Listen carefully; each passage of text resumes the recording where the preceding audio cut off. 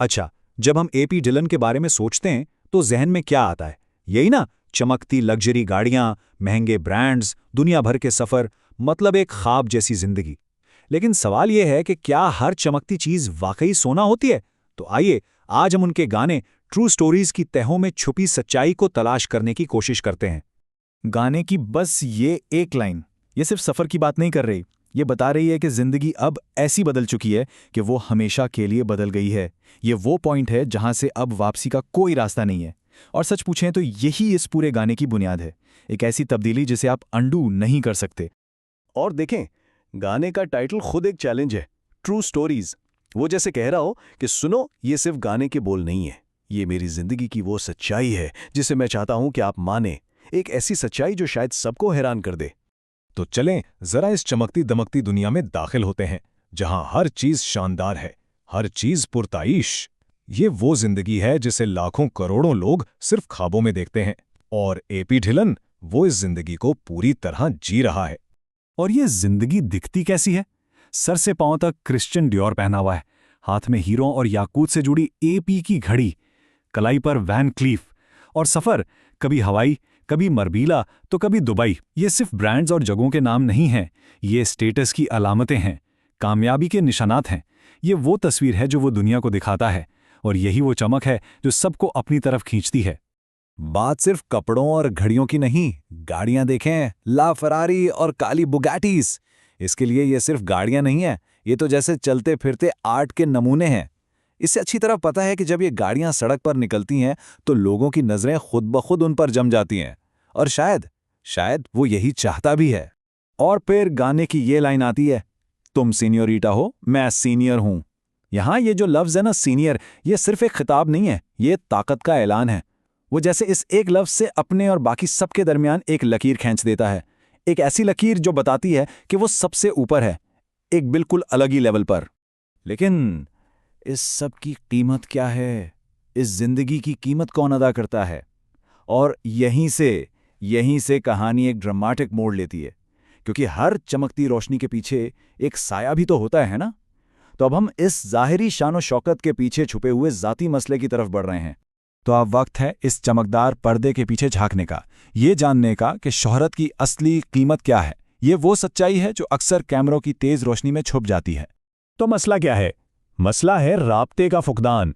एक तरफ उसकी हकीकत है, वो मुख्तलिफ वक्तों में मुख्तलिफ जगहों पर होता है, और दूसरी तरफ इल्ज़ाम है, तुमसे कैसे उम्मीद की जाए कि तुम मेरी फेस टाइम का जवाब दोगे। यहीं हमें रिश्ते का असल मसला नजर आता है। एक तरफ उसकी प्रोफेशनल जिंदगी की भागदौड़, और दूसरी तरफ उसके पार्टनर की जज्बाती ज़रूरतें। और इन दोनों के दरमियान जो फासला है वो सिर्फ शहरों या मुल्कों का नहीं, बल्कि एहसासात का भी है।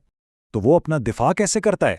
वो बताता है कि देखो, पहला कदम लड़कियां तस्वीर लेती हैं, दूसरा कदम फौरन बाद अफवाहें शुरू हो जाती हैं, तो नतीजा क्या निकलता है?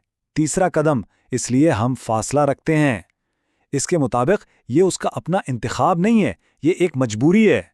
अफवाहों से बचने के लिए, लोगों की नज़रों से बचने के लिए उसे ये फासला रखना ही पड़ता है। ये उसका खुद को बचाने का तरीका है।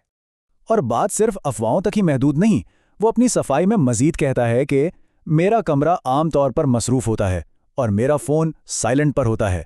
तो ये जानबूझकर नज़रअंदाज करना नहीं है, ये एक ऐसी जिंदगी की तिल्ख हकीकत है जहां एक लम्हे की भी फुर्सत नहीं मिलती, जहां प्राइवेसी अब कोई बुनियादी हक नहीं बल्कि एक लग्जरी बन चुकी है।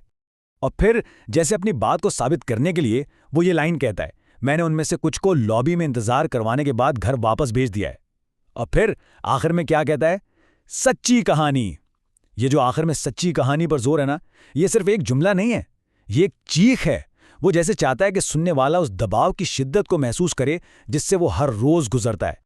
तो कहानी के आखिर में हमें कोई हैप्पी एंडिंग नहीं मिलती, कोई हल नहीं निकलता, सिर्फ सवालात रह जाते हैं, और एक ऐसी टेंशन, एक ऐसा तनाव जो ख़त्म नहीं होता बल्कि बस हवा में मौल्लक रह जाता है। पहला सवाल जो वो पूछता है, मुझे बताओ मैं खुद को समझाना शुरू भी कैसे करूं? इस एक सवाल में उसकी पूरी बेबसी नजर आती है। उसे लगता है कि उसे इतना गलत समझा जा चुका है कि अब उसे ये भी नहीं मालूम कि वो अपनी सफाई देना कहाँ से शुरू करें, अपनी कहानी सुनाना कैसे शुरू करे। और जब सफाई देने की बात खत्म होती है तो एक इससे भी बड़ा मसला सामने आ जाता है। वो पूछता है, मुझे बताओ मैं तुम्हें कैसे यकीन दिलाऊं?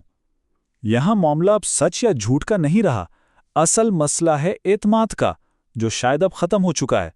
अब सवाल ये नहीं है कि वो क्या कहता है, बल्कि सवाल ये है कि क्या उसकी किसी भी बात पर अब यकीन किया जाएगा। और आखिर में ये गाना एक सवाल सबके सामने छोड़ जाता है, क्या ये ख्वाब, ये शोहरत, ये कामयाबी इस कीमत के काबिल है? ये सवाल सिर्फ एपी ढिल्लों के लिए नहीं है, ये हर उस शख्स के लिए है जो बड़े ख्वाब देखता है। क्या ये ख्वाब उन तमाम कुर्बानियों के काबिल हैं जो उसकी राह में देनी पड़ती हैं? इसका जवाब शायद हर किसी के लिए अलग है।